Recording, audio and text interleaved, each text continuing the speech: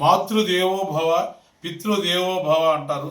ఆ విధంగా కొత్త ప్రోగ్రాన్ని ఈ రోజు నుంచి మొదలు పెడుతున్నాం. సంక్రాంతి నుంచి మాతృదేవో భవ పితృదేవో భవ సదా సేవలు అంటే దీని అంతరార్థం ఏంటంటే చాలామంది అనుకుంటుంటారు ఇప్పుడున్న పండగలకి సంక్రాంతులకి ఆ ఒక్కరోజు తల్లిదండ్రులు బిడ్డలు ఆ విధంగా అన్నదమ్ముల అనుబంధాలు ఆ ఒక్కరోజు చాలా బాగుండి తర్వాత వివిధ ప్రాంతాలకు వాళ్ళు వెళ్ళిపోతుంటారు. ఇంకో మెయిన్ విషయం అంతరార్థం ఏంటంటే కుటుంబ సభ్యులు ఒకరికొకరు కలుపుగోలుగా అద్భుతంగా ఉండగలిగితే ఎవరైనా సరే ప్రతి ఒక్క మనిషి ఏదో ఒక వృత్తిలో ఉంటారు. వృత్తి లేదే జీవనం జరగదు. కాబట్టి ఆ వృత్తిని దైవంగా భావించి ఆ వృత్తిలో ముందుకు పోతా ఆ విధంగా బంధాలకు విలువలిస్తా ఉన్నటువంటి కుటుంబాలు ప్రతి ఒక్కరికి ప్రతిరోజు సంక్రాంతి వాళ్ళకు ప్రతిరోజు ఆనందంగా ఉంటుంది. Okay, thank you. అందరికీ నమస్కారం. ఈరోజు సంక్రాంతి అంటే ఒక మంచి వెలుగులు కాంతి వచ్చేదన్నమాట.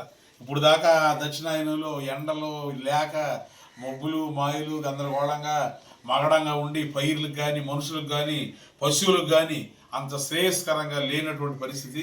ఈరోజు మకర సంక్రాంతి అంటే దక్షిణాయనం నుంచి సూర్యుడు ఉత్తరాయణంలోకి రావడం, ఈ రోజు నుంచి కనకొండ తెల్లారి నుంచి ఎండలు బాగా రావడం, ఎండలు బాగా వస్తే తత్ఫలితంగా పైర్లు కానీ మనుషులు కానీ అందరికీ ప్రతి జీవరాశికి కూడా బాగుంటుంది. అందుకే అది సంక్రాంతి. ఇది ఎక్కువగా రైతులకి కానీ ప్రజలందరికీ మరి తెలుగు వాళ్ళకి చాలా ముఖ్యమైనటువంటి పండగ.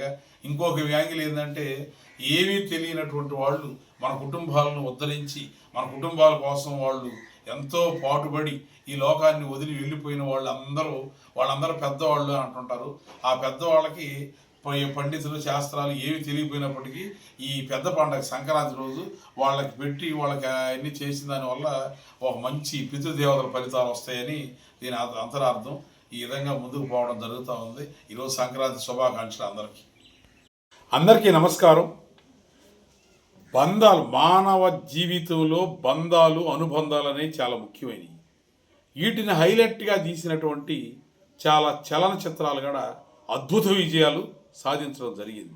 ఉదాహరణకి తల్లిదండ్రులు బిడ్డలు ఆ బంధాలు, అదేవిధంగా భార్య భర్తలు ఆ బంధాలు, అన్నదమ్ములు ఆ బంధాలు, ఇటువంటి వాటి గురించి చాలా అక్కడక్కడ తీయడం, ఆ బంధాల గురించి తీయడం, వీటికి ప్రేక్షకులు బ్రహ్మరథం పట్టడం జరుగుతుంటుంది.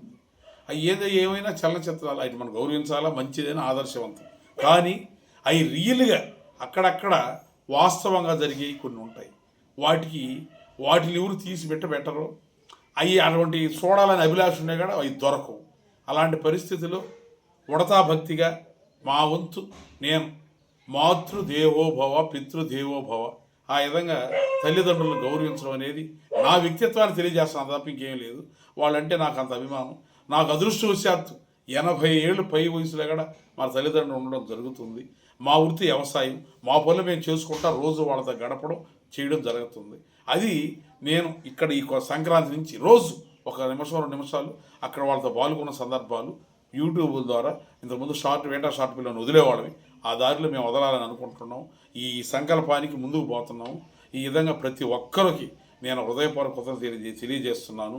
జన్మనిచ్చిన తల్లిదండ్రులు కానీ మనం చేసే వృత్తులు కానీ వాటి విలువ ఎలకట్టలేము. ఓకే, అందరూ బాగుండాలి. ఈ 26 సంవత్సరంలో ప్రతి ఒక్కరికి మంచి విజయాలతో రావాలని కోరుకుంటూ నమస్తే, సెలవు.